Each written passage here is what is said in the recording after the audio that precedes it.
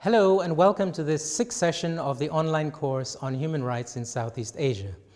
This class looks at indigenous and minority rights. Minority groups and indigenous peoples were long excluded from international politics and marginalized within states since the creation of the nation-state system some 4 centuries ago. So why are rights needed for minorities and indigenous groups?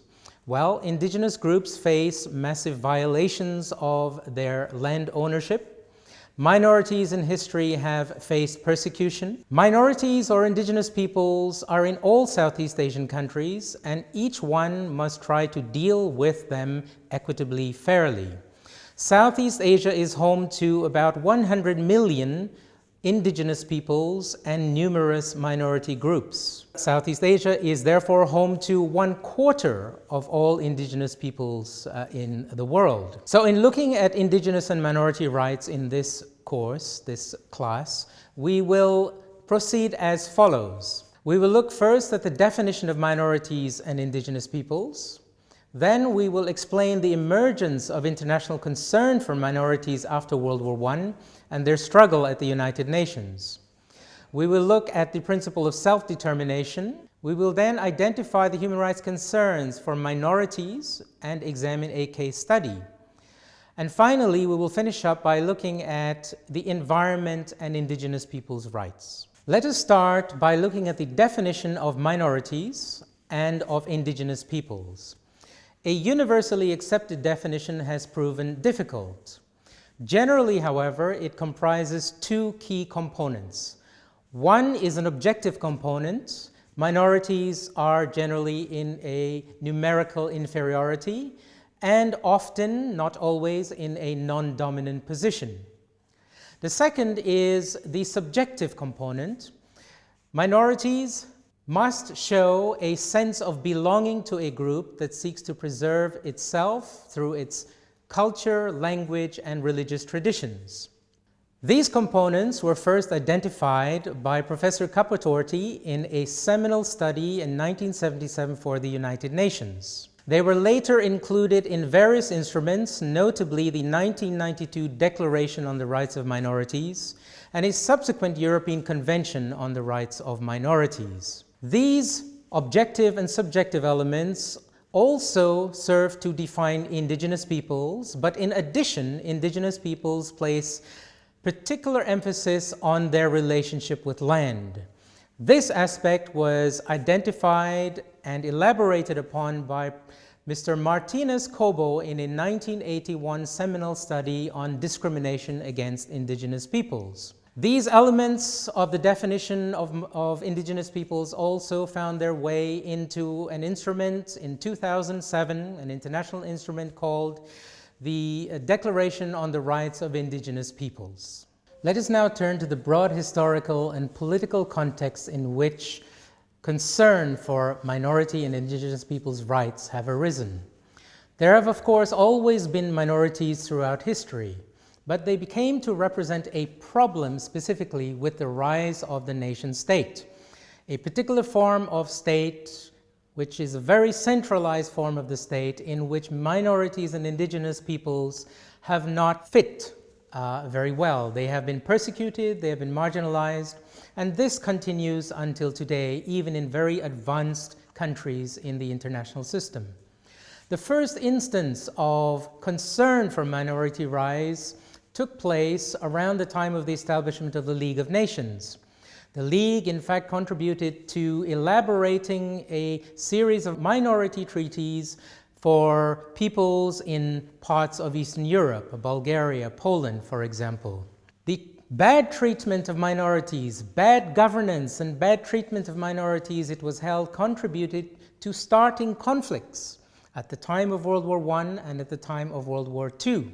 So the League of Nations and the leaders at that time sought to provide some protections for minorities, and thus started the international concern for minorities. Minority situations in the post-World War II context also proliferated, specifically discrimination, marginalization, persecution of minorities. The nation-state system proliferated after World War II as new countries emerged out of decolonization. Indigenous peoples in Southeast Asia suffered from the legacy of not only colonialism, but also the creation of these new nation-states. Their lands were taken away. Some groups were not even recognized, and to this day there are still some, or many in fact, stateless groups. Hill tribes, maritime communities, migrant maritime communities, for example, which still have no citizenship and are not recognized formally as part of state entities. So the international concern for minorities and indigenous peoples has paralleled the rise of the nation-state, started about 1 century ago nearly, and continues until today when, for example, if you look at Scotland, if you look at Quebec, and you look at Spain today, minority situations continue to pose a problem for the nation-state, both over there and of course here in Southeast Asia. Next, we will examine 2 issues. Firstly, an overview of indigenous and minority groups in Southeast Asia, and we will look at which Southeast Asian countries have recognized minorities and indigenous rights. ASEAN is rich in ethnic diversity. Some countries like Myanmar, the Philippines, and Malaysia have about 100 minorities or more. Indonesia, with more than 700 recognized groups, has the most in the region. However, none of these countries have ratified the ILO Convention 169 on Indigenous and Tribal People Convention.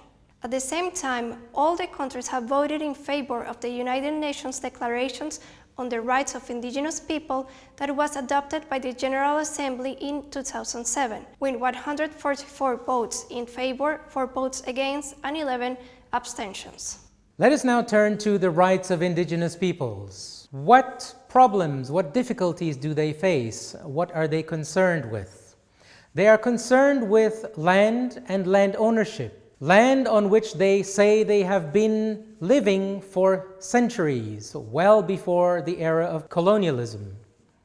They're concerned with having economic and social rights, the ability to earn a livelihood from the land. They are concerned with being marginalized.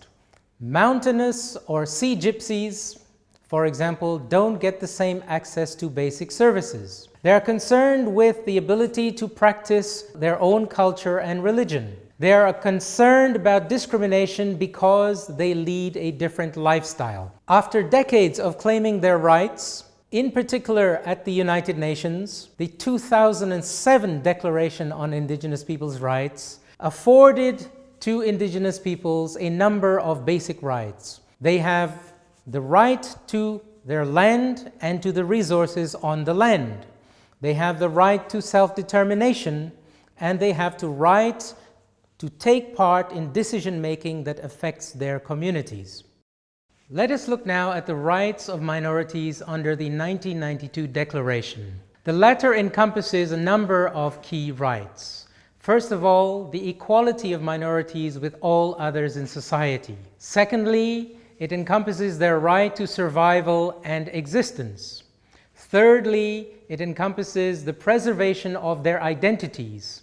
And fourthly, it encompasses their right to effective and meaningful participation in society. Minorities have the right to participate effectively in decisions on the national and, where appropriate, regional levels concerning the minority to which they belong or the region in which they live. They have the right to establish and maintain their own association.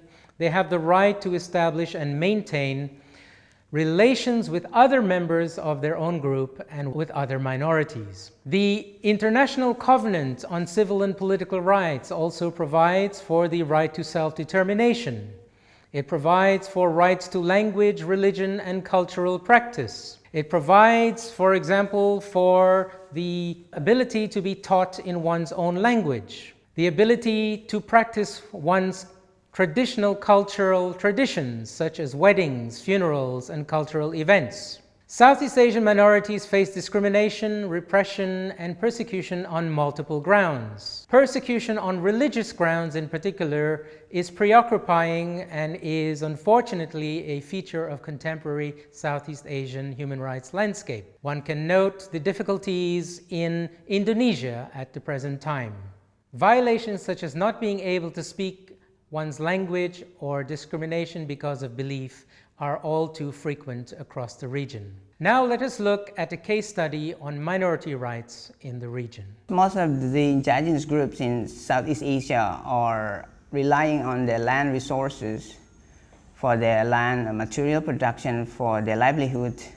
They are facing challenges. Number one is from the capital investment, who needs a lot of land or forest area for the capital investment, but they also get some assistance from the local country or the states, who are usually tend to take sides to the companies. Therefore, the first challenge is that the land are having pressure from both sides, which is the indigenous groups and the states themselves. This is the first challenge. The second challenge is that when this capital investment already arrive in their lands, sometimes they have to lose their land and they have to turn themselves as the laborer for the capital investment, which sometimes makes them a very underpaid laborer in these enterprises. Finally, let us look at the more recent development of indigenous groups' rights over land and resources. This relates partly to the contemporary issue of the environment. Flowing from self-determination and being part of decision-making in matters that affect them, states must consult and cooperate with indigenous peoples to obtain their free, prior, and informed consent before undertaking development activities that might have an impact on them. The World Bank, for example, follows this practice. Prior informed consent and benefit sharing is provided for under the Nagoya Protocol on access to genetic resources and the fair and equitable sharing of benefits arising from their utilization. We must also mention complementary work being done in other fora, in particular the World Intellectual Property Organization. The WIPO over the last 16 years or so has been examining the protection of traditional knowledge, of genetic resources, and of folklore of indigenous peoples. This concludes this class on minority and indigenous groups. I hope you have enjoyed the discussion.